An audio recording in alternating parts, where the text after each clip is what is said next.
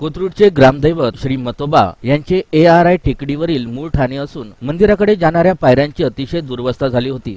सदर पायऱ्या अतिशय जीर्ण आणि भग्न झाल्याने मंदिरात दर्शनासाठी जाणाऱ्या भाविकांना मोठी कसरत करावी लागत होती।